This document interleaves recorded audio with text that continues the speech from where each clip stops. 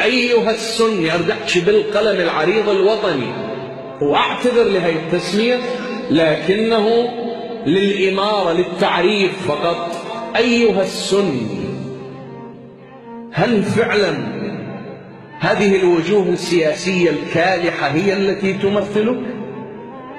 أيها الشيعي، وهم أعتذر من هالتسميات، ونتمنى يجي اليوم اللي نقول أيها المسلم، كلكم قولوا آمين رب العالمين.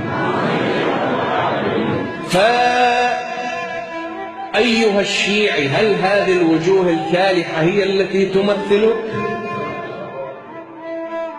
من اللي باع الأرض؟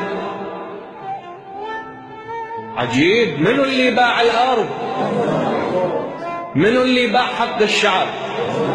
من اللي تنعم بالنفط والبترول؟ من اللي أرصدتهم بالإمارات وغير الإمارات والبنوك والاستثمارات؟ تدري جنابك دا يستثمرون حتى بأوروبا هم له؟ ما تدري. من اللي ساكن بالقصور؟ مشهد أباوع على قناة العراقية، مشهد اختزل لك كل هذا الكلام.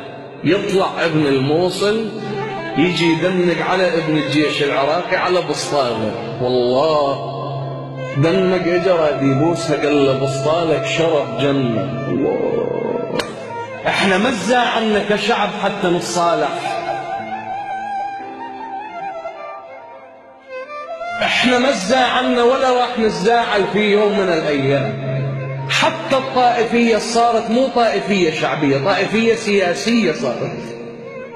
هاي مجالس رسول الله تقيمها شيعة أهل البيت صلوات الله عليهم، من مدينة الكل يعرفها مدينة الصدر، والكل يعرف شرطة، والكل يعرف شنو العطاء اللي انطته والتضحيات. صح لو أنا غلطان؟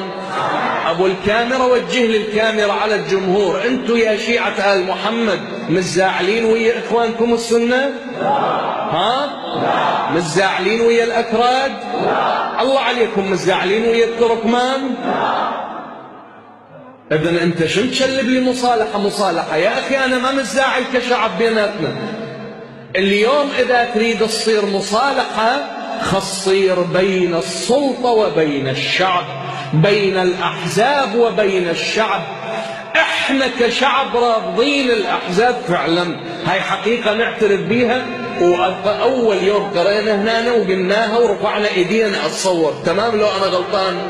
واليوم أريد أيضا نبين للعالم كله أجمع، وأتمنى توثق هذه اللحظات وهذه المشاهد للعالم كله. احنا كشعب ارفع ايدك، نعم احنا متخاربين ويا الأحزاب ومتخاربين ويا السلطة، وسمعوا العالم صوتكم صوت يأكد هذا المعنى ويأكد هذه المقولة.